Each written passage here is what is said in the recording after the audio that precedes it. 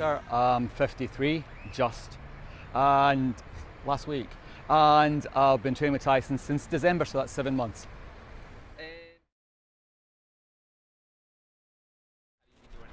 I've probably spent 25 years at the gym on and off. Never really knew what I was doing.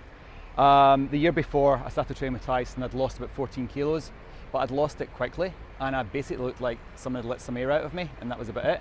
Didn't feel fitter, didn't have more energy, and felt I hadn't done it right, but losing the weight was a good thing. But I've been going to the gym, I've been doing a lot of cardio and a bit of weight training, but the machines just scare you. Everyone in Fitness First looks like they know what they're doing. Then you discover, once you know what you're doing, that they don't all know what they're doing. But at that time, you kind of go upstairs and think, nah, downstairs is for me.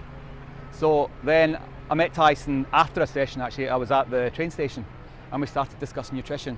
And I was going to sign up with you for nutrition, and then I just signed up for the whole kit and caboodle. Now you're stuck with me. Stuck with you, apparently. And so,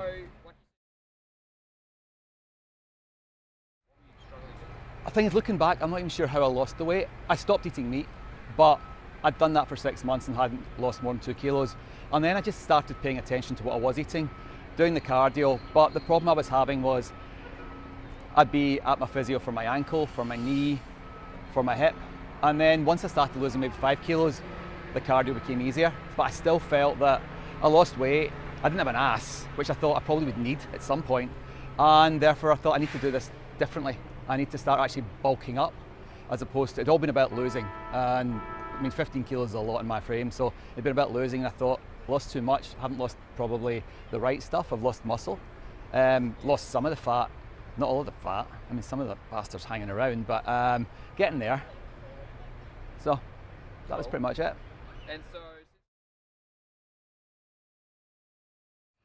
The 3 biggest benefits: the knowledge, the consistency, and obviously the strength. The weight, my weight is probably maybe up 1 or 2 kilos from where it was, but then again, I've also discovered it's not about the weight. The weight's important to some extent, but it's about the measurements, and it's about consistency, and it's about finding a time where it works. It's about combining the food, the diet, the exercise, and doing it in a way that's right for you and your body, and just finding out more. And one of the things that Tyson you've brought is the knowledge as well. That and the support. Obviously the support's been really important, but it's that knowledge. It's explaining why you're doing what you're doing, why something's not working, why something is working, why doing these, like not isolating, why doing these exercises which really can aim at your core. I didn't have a core, discovered I didn't have a core. Important apparently, and that was the kind of thing that made all the difference, understanding why doing what I was going to do would work for me. And knowledge has always been really important for me, and just having the knowledge, having the energy, and just having the definition as well.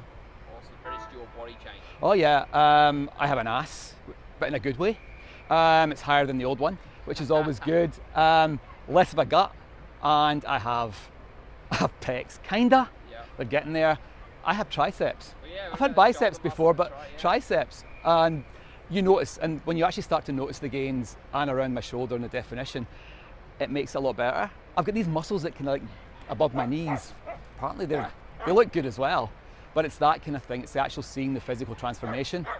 Because I think what had been happening before was I didn't stick at it long enough to start seeing gains. And if you're not seeing the gains, you don't have the motivation, the inspiration to just keep going. And once you get beyond the part where you're seeing it start to work, physically start to work, and then people start complimenting you, that made all the difference.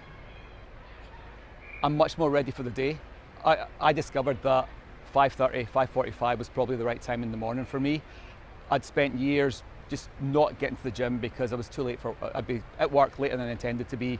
You can't really leave work at 8:30 and then just phone your partner and say, "Hi John, I'll be another hour." Can't do that. So I just wouldn't do it. Now I get it done, 5:45, by 7 a.m. I'm home, had my first coffee, ready for work.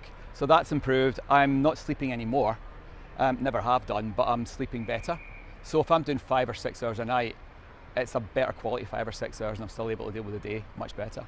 Actually incorporating breakfast. I was saying to you earlier, I get to a stage where I'd have a coffee in the morning, and then suddenly 3:30 in the afternoon I think, I'm hungry. I've been hungry for hours, but I'm also hungry and irritable. Now I'll at least have this protein smoothie in the morning. So if I miss lunch, which I try not to do,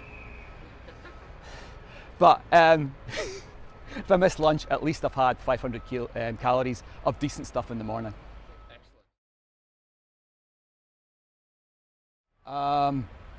It's not just about the time spent in the gym. One of the first things you did was, because I've got a history of relationships with physios, 20 years of different physios, you contacted Jackson, who's my physio, and discussed the issues around my neck, the issues around my back, and you've put a program in place that suits me, someone in his 50s. Someone said to me, so your trainer, what age is he? I said he was 22. Yeah, and they're like, Yes. So is that a problem for you? Because you're not, really. But I said, no, he actually works his training around my physical issues as well. It's also that fact that it's just, you're there. When you sign up for you get the Snapchat, no matter what time you get up in the morning, the bastard's already up. Like 4:45, Snapchatting already. It's like, jeez. But you're there, and it's about the kind of, it's quite a holistic approach. It's about the food, it's about the diet, it's about the apps, it's about Trainer Eyes, it's about MyFitnessPal, and it's about accountability. It's like you'll be sitting at work and you'll suddenly get a message saying, vegetables might be a good idea. Fuck off. It's like you're there, you're keeping track, and you're there. Even if I see you twice a week, you're still there, and you're checking in, and you do that, and you're consistent with that, and that keeps me accountable, that keeps me consistent as well. And accountability is something I never had. When you're doing it on your own, you don't have that accountability. You skip one, you forgive yourself, and that's made a big difference as well.